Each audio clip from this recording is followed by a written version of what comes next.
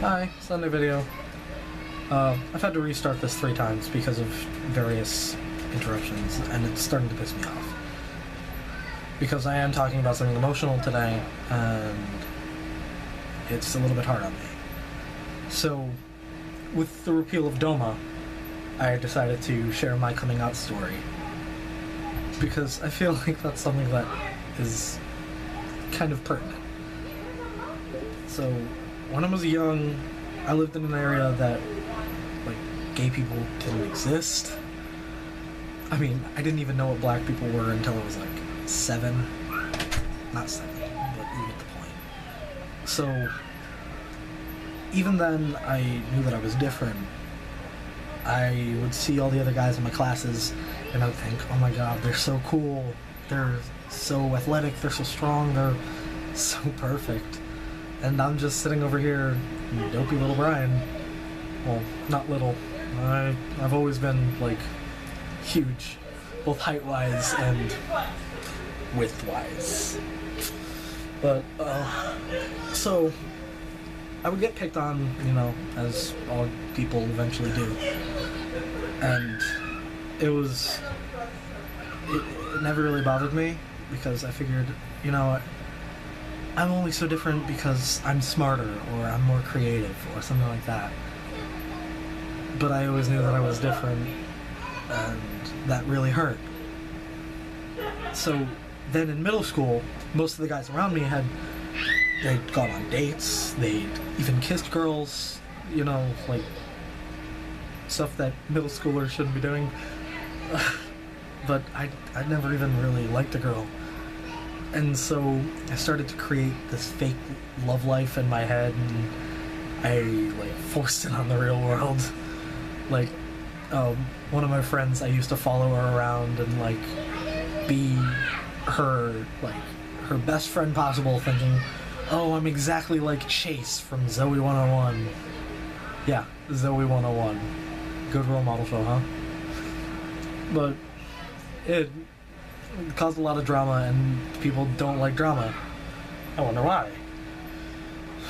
But, so, when I first heard the word gay, it was used in the context that it's used most nowadays. Oh, it's so gay. But I didn't really understand that, and so I googled it, with safe search on, Scout's Honor. But, it was a horror show. Sure, there were the survivor stories, but most people were really badly hurt. And by the end of my time, 10 minutes at best, Googling on the first day, I knew that I was gay and am gay. But it's not something that you should ever want to be, at least by the standards that were set out for me. I ended up watching documentaries and stuff and, like, trying to figure out, like, why we're hated so much. And while I still don't understand the hate, I now know some of the bigger problems with the people who do hate us. There are these things called gay cure facilities. One of the big ones was Love in Action. It was, I want to say, Genesis-based. Genesis was a big Christian company. I don't really know much about it, but they're horrifying, and the treatments that they use are borderline torturous.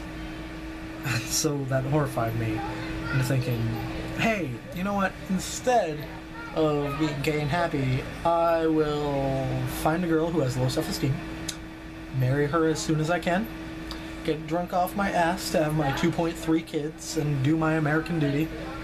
But, you know, it's hard to be happy with that kind of life. So I kind of half gave up on it, but then I found this girl. Her name was Leslie, and she was an extremely proud lesbian, and she was amazing. And she told me that you could be proud of being different. And that was really life-changing for me. So I decided to come out to a couple of friends, and I didn't know who or how to start. So I originally started out with this one girl in my class. We were talking about some guy who was walking by who she was freaking out over. And I was like, why does everyone care about him? And she said, oh, well, because he's bi. It's so cool and creative. And now I know for a fact that I'm gay, not bi. But I immediately said, well, so am I. No one cares. It wasn't so much to say, like, come out, but to see how people react to the idea of me, a guy who's usually not that feminine, being gay. But I slowly started to sow the seeds of, like, telling little groups of people, oh yeah, I'm gay. And then hoping that the high school system would just let rumors circulate and I would be able to just pretend like I never really had to come out. I just, always was out. And it didn't work so well.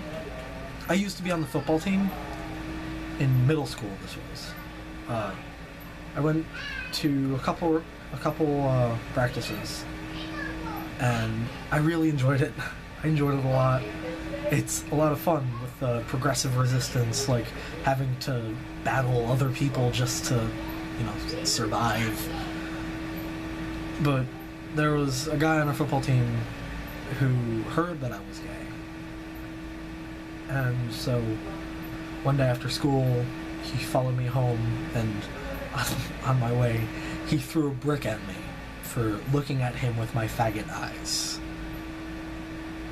And that was really hard for me because I trusted that guy.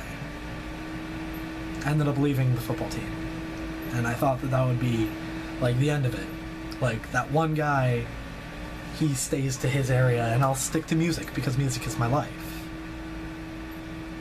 It doesn't help that there's a church down the street, and definitely not all of the people who go to that church are hateful. But I've been spit on several times going from my house to school. It's not that uncommon.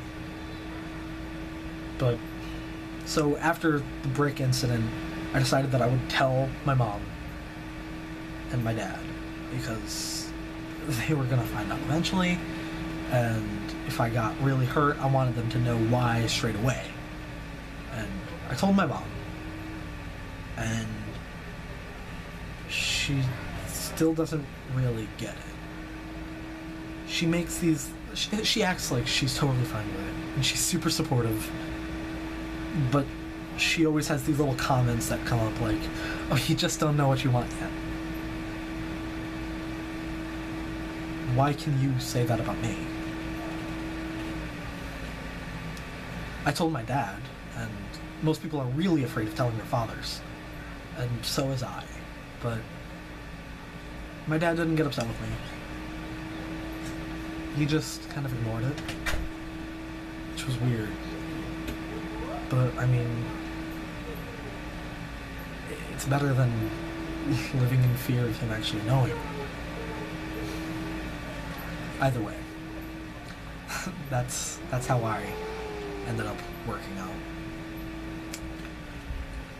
I just thought I'd share.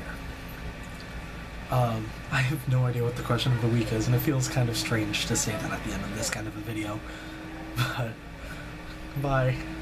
I'll use this hand since you can actually see it. Stupid cameras. Bye.